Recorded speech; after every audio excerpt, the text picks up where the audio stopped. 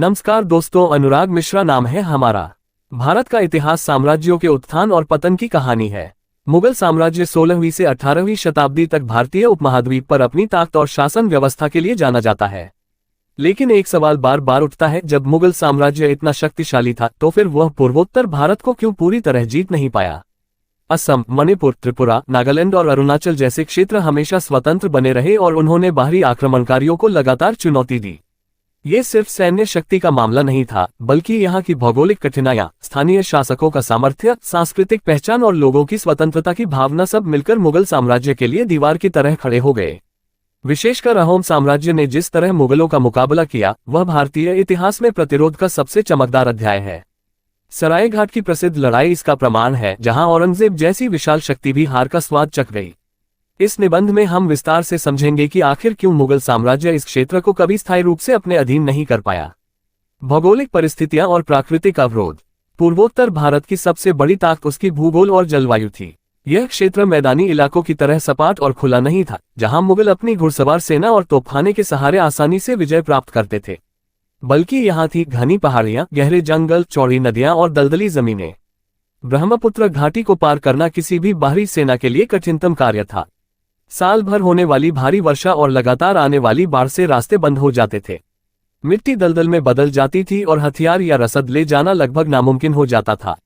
मुगल सेनाएं ज्यादातर मैदानी युद्ध प्रणाली पर आधारित थीं। उनके सैनिक घोड़ों पर सवार होकर लंबी दूरी तय करने और खुले मैदानों में तीर, तलवार और तोप से लड़ने में माहिर थे। लेकिन जब वही सेना घने जंगलों और कीचड़ भरे इलाकों में फंसी तो उनकी चाल, गति और संगठन दोनों टूट जाते थे। इतना ही नहीं, यहाँ के नदी तंत्र ने भी मुगलों की कमजोरी उजागर कर दी। ब्रह्मपुत्र और उसकी सहायक नदियों पर नियंत्रण के बिना कोई भी सेना टिक नहीं सकती थी। लेकिन मुगलों के पास मजबूत नदीय नौसेना नहीं थी। यही वजह थी कि उनकी पूरी शक्ति भूगोल और जलवायु के सामने बेमानी हो गई। स्थानीय शासक और अहोम साम्राज्य की शक्ति। अगर भौगोलिक परिस्थितियां एक चुनौती थीं, तो स्थानीय शासक और उनकी सेनाएं मुगलों के लिए सबसे बड़ी दीवार साबित हुई।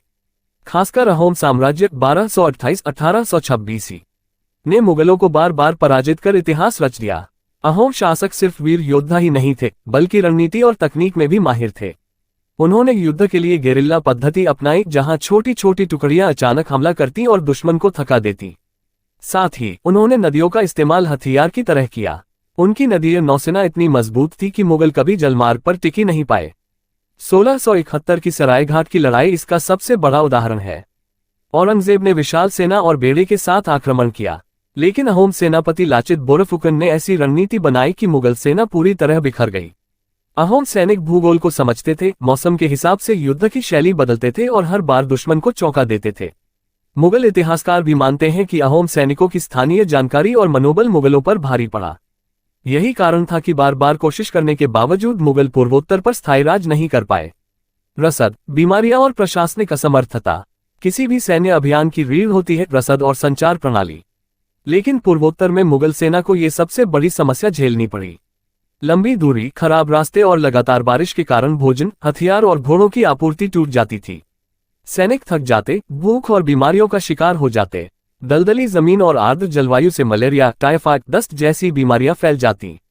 हजारों सैनिक बीमार होकर मर जाते या लड़ने की क्षमता खो बैठते। इसके अलावा मुगल प्रशासनिक ढांचा भी यहां कामयाब नहीं हो सका। उनकी व्यवस्था जमीन से जुड़े राजस्व और सरदारों की निष्ठा पर आधारित थी। लेकिन पूर्वोत्तर की जनजातीय संरचना और सांस्कृतिक भिन्नता के कारण स्थानीय जनता ने कभी मुगलों को अपनाया ही नहीं। इसका नतीजा ये हुआ कि सेना के हारने के साथ साथ प्रशासनिक पकड़ भी असफल रही। मुगलों के लिए पूर्वोत्तर सिर्फ खर्च और नुकसान का सौदा बनकर रह गया। निष्कर्ष, पूर्वोत्तर भारत पर मुगल साम्राज्य की असफलता सिर्फ एक सैन्य पराजय नहीं थी, बल्कि यह इस बात का सबूत है कि किसी भी साम्राज्य की शक्ति सिर्फ उसकी सेना पर नहीं, बल्कि भूगोल, संस्कृति और स्थानीय प्रतिरोध पर भी निर्भर करती है।